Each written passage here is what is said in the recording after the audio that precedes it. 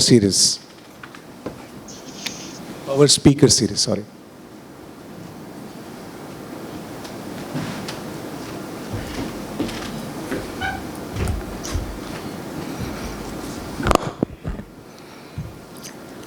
Good to great. The trigger for launch of the Power Speaker series from the year 2016-17 stems out of the feedback that was received at the conclusion of the business conclave in November 2015. There was an overwhelming thought that such events should not be one-off and that needs to be held on a more continuous basis. That having been decided, we had to pick on a theme that would resonate well with all, and after a fair amount of deliberations, we chose on how to move organizations from being good to great. It was picked from one of the management bestsellers of our times, the book Good to Great by Jim Collins, a great management influencer. Built to Last, the defining management study of the 90s, showed how great companies triumph over time, how long-term sustained performance can be engineered into the DNA of an enterprise from the very beginning. But what about the company that is not born with a great DNA? How can good companies, mediocre companies, even bad companies achieve enduring greatness?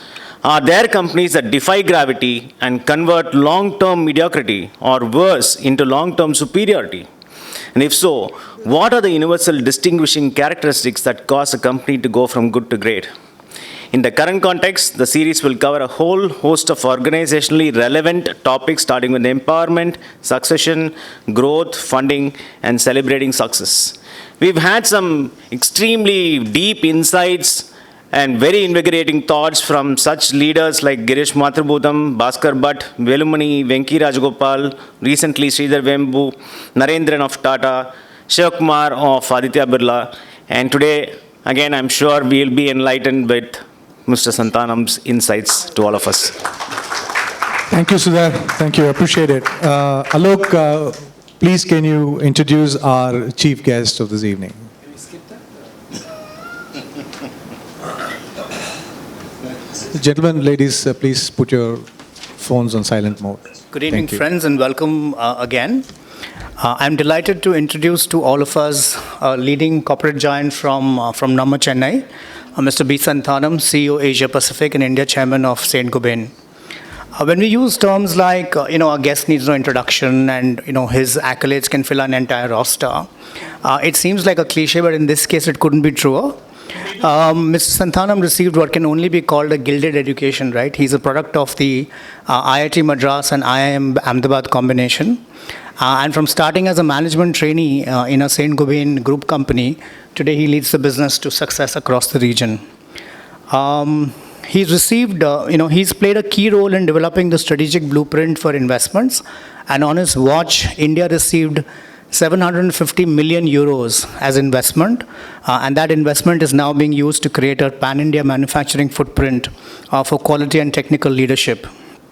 On his watch, the business has won numerous awards for innovation, brand building, water management, HR excellence, and what you would, of course, expect, corporate social responsibility. I was quite surprised to read that he's a man of very large appetites. He's not satisfied simply running one of the largest manufacturing companies this side of the world, but he concurrently serves on the boards of Titan and Wheels India. He serves as an elected member of the National Council of the CII. He's been nominated by the Government of India as member on the board of governors of the Indian Institute of Information Technology, Design and Manufacturing. That's not enough, right? So he's also the director at IIT Madras Research Park, member on the board of Center for Urbanization, Buildings and Environment, Chennai, and is also on the executive committee of the Indian Green Building Council.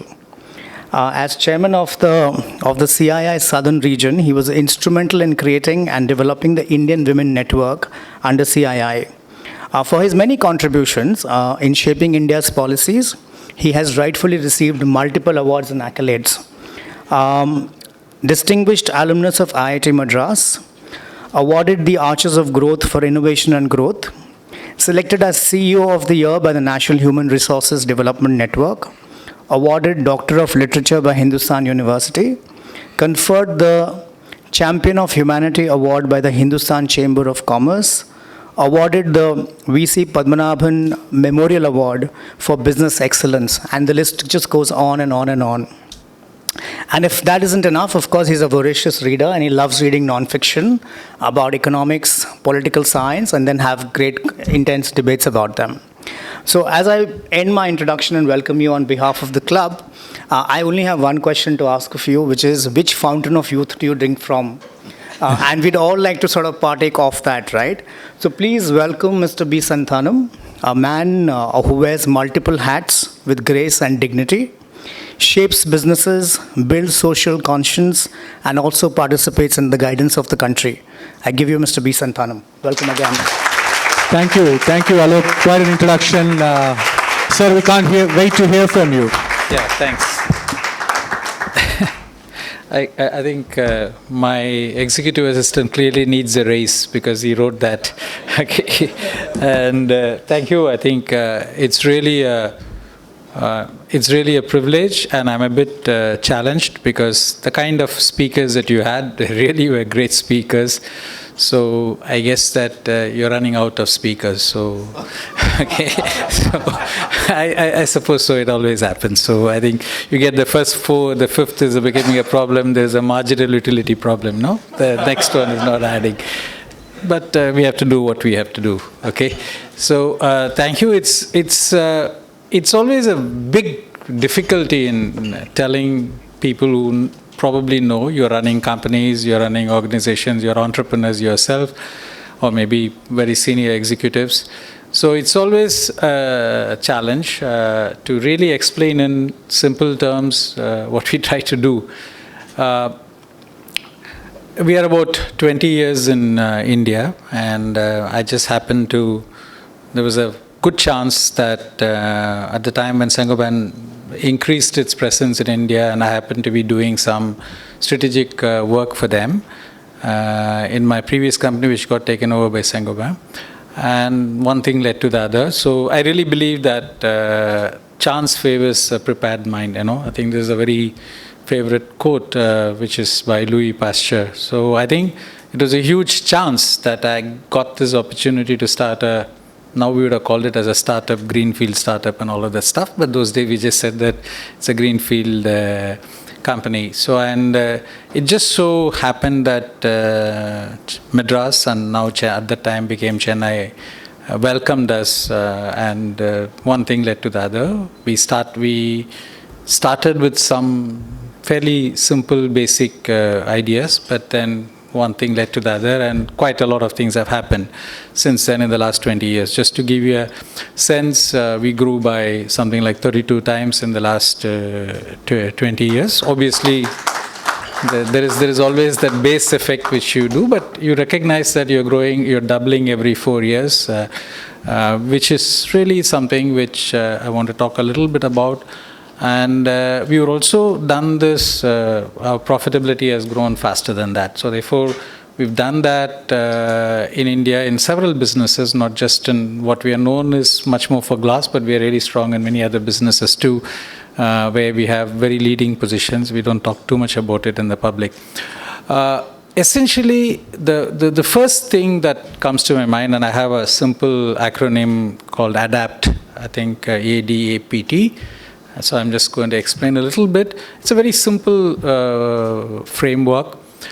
I think the most important thing for human beings or companies, whatever they want to do, is really aspirations. I think we, by nature, I think sometimes, whatever be it, I think it's really aspirations which are going to drive us. I think we really do. We want to aspire for something dramatic. Just now I've done the I don't think I'll stay for that long, but we've done what we must do by 2030. So we believe that at a conservative level, we can be 3x compared to what we are today, which is not fantastic. It's just growing at 12% per annum. In 9 years, you become 3x. So I think this is something which is crucial for organizations. I think we really have that kind of drive and aspirations. And I think this is an important element of leadership because I think you have this, you have to have this bounded optimism, that's what is really you're bounded by some reality and some constraints and other thing, but you have to be incredibly optimistic and very curious about what is possible. So when we came in, we entered an industry which was awash with red. We were the sixth player, and in fact, I do recall that some of my professional friends said that, Santanam, what are you getting yourself into? So I said, I don't know what I'm getting into, but they're just giving me this nice title called Managing Director at the age of 39. So I said, I don't get it easily, so let's see what happens. But really, early on, we realized that the other players, very multinational companies as well as strong Indian companies, they had something missing. I think while they started good companies, they just didn't have that burning desire to really grow, to shape and things like that. So this is a very, very important element. And I think we miss this because we have become somewhat skeptical, doubtful, conservative. I think, how do we set aside all of those kind of nagging doubts that come to your mind, and how does the leader or someone who's representing the company really aspire for this non-linear growth? And I think that non-linear growth is something which we don't actually understand very easily. And I had a big challenge in explaining to my principal, saying that they're quite happy with 2% growth rate. You know, we are a 356-year-old company, so 2%, it keeps on, you know, in 50 years you double, in 100 years you quadruple. So things will happen. So it didn't, but to explain that a 2% growth rate versus a 12% growth rate, one is doubling in 50 years, another 40 years, another one is doubling in 6 years. It's a dramatic difference. So I think